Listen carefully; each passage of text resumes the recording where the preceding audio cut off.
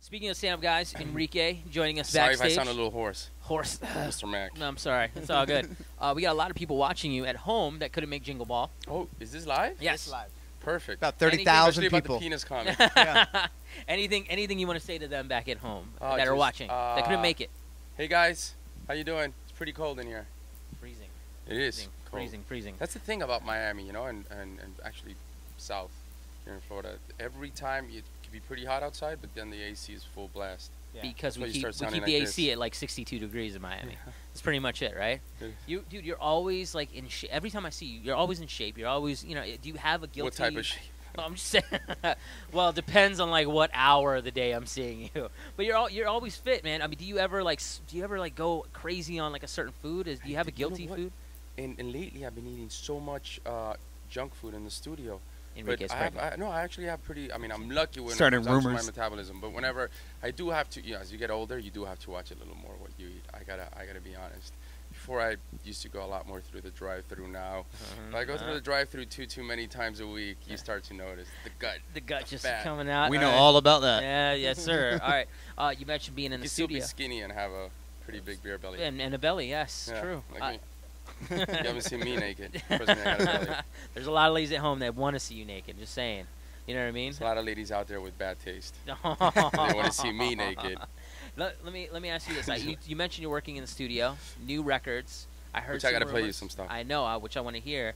A good friend of mine told me that you were in the studio the other day working on some things. Who's a good friend of yours? Ben Willis. Yeah, told me. You know yeah, Ben. Yeah, I know Ben. Cool. So the whole indie pop crew. I didn't want to blow it up like that, but I heard the records are amazing. Yeah, it's cool. I mean, I've been working. The thing is that you never know in the studio. You're kind of like it's. I know I say this a lot, but it's kind of like going fishing, and you never really know when you're going to catch a big one. You write as many songs as possible. Some are good, some are bad, but you get to the really, really good ones, the ones that make you feel like, okay, this is the one. This is the one that I'm willing to, get on a plane and travel around the world and do a million interviews and sing it 1 billion times. Right. Those are the difficult ones. Those are what I call like the miracle songs, and it's not easy to. But you've had a lot of miracle songs. That's Dude, the crazy thing. I've also had a lot of flops. that's what probably you don't realize, which I'm sure you do, because you work on you work at radio, so it's tough, man. It's tough to make a song connect with your fans. I mean, not so much with your fans, with people that are not your fans. Okay. It's one of those things that you can't really plan. You go with your gut. Sometimes you're right, sometimes you're wrong. Now, speaking to those records, I mean, are they like Finally Found You? Are they way different? Are they No, they're kind of different. Kind of different. Okay. Yeah, they're That's very, the very sound. different. Okay. I gotta say that it's kind of like they are. I'm trying to find. I don't want to say it sounds so cliche to say a new sound, but kind of change it up a little bit for me. I don't. I've come out with so many albums, and I want to make sure that if I come out with an album, it sounds new, at least to me. And it's exciting, and in order for me to do that, it just can't sound like what I put out, a few months ago or a year ago.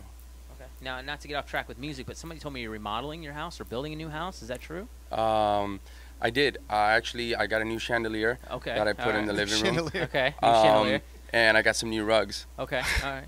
I was just curious, like if you remodel. No, I'm serious. Like if you What remodel has happened your here? bathroom, Yeah. How many people can you fit in your shower? And I got a little bonsai tree that I put. Ladies want to know how many people could you fit in the shower? How many fans? Actually, my house, it's not a big house. It's a 3-bedroom house. My girlfriend she's I don't know how she sleeps, because I got a little studio next to my bedroom, and I'm always pumping music. I'm always writing songs in there, and that's one thing that it's so. I don't want to say it's so small. It's not big enough to pump music and not hear it, So whenever I pump the music late at night, like at 4 a.m., 5 a.m., I wake up the whole house. Now, how comfortable was the relationship? Did you fart in front of her first, or she fart in front of you first? Let me, you gotta ask her that question. Be honest. Okay. No, because if I'm honest, she might farts. She might kick my butt if I'm honest with that. I will give Enrique a Mac and I hat. I will give him a Mac and I hat. It's tough.